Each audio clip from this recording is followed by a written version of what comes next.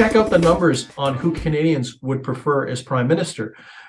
The survey is accurate, plus or minus 3 percentage points, 19 times out of 20. So we have a statistical tie for all intents and purposes between Trudeau and Poilievre, 30-28, Jagmeet Singh at 16.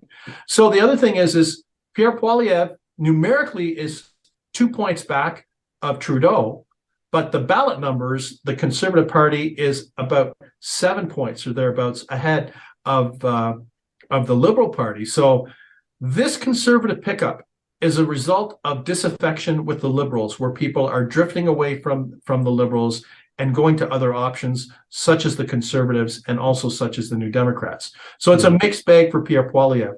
What this also means is that if he can better define his image in a way that appeals to just a few more Canadians, realistically, another 1 in 5 or 5% more Canadians, that would probably help consolidate the Conservative advantage. So maybe the other element that we want to add to what we should expect from the Liberals is not only for them to attack the Conservatives, but for them to really try to undermine the Pierre Poilievre brand. Maybe Pierre Poilievre is going to be on the receiving end. He'll probably be, him and his brand will be the main focus of a lot of the political dialogue in 2023 as he tries to build up his brand and the Liberals try to tear him down.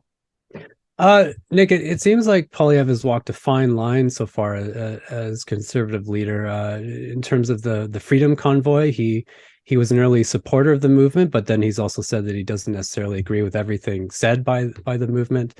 He was met with controversy by speaking at the Frontier Center for Public Policy, and they ran into criticism a few years ago for downplaying the effects of residential schools on Indigenous children. I mean, it's sort of, if he's trying to appeal to more conservative voters and more potential voters, I'm not sure what his strategy should be here. Well, I think what we're seeing what the strategy is, I'll call it the, not to get too technical, yeah, but ... So when it comes to the Freedom Convoy, yes, he is on the public record saying he understands the anxiety, the anger, the frustration of Canadians that joined the Freedom Convoy.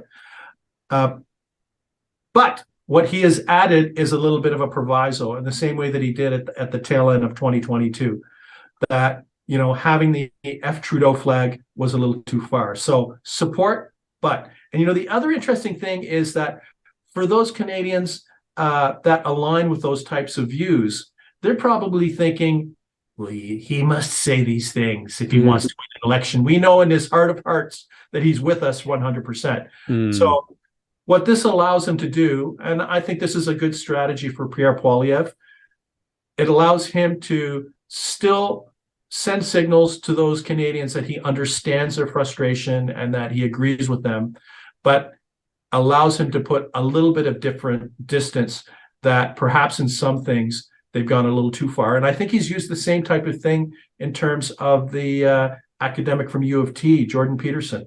You know, that there are a number of things that he agrees with Jordan Peterson, but some things that he doesn't agree. So I think we're going to see the Pierre Poilievre yeah, but strategy. And the reality is this is his best alternative because he can't turn himself inside out, because then he'll be criticized for being inconsistent and flip-flopping, and he can't get too close to some of these elements because it undermines his ability to build his brand into a broader coalition that can unseat the federal Liberal Party.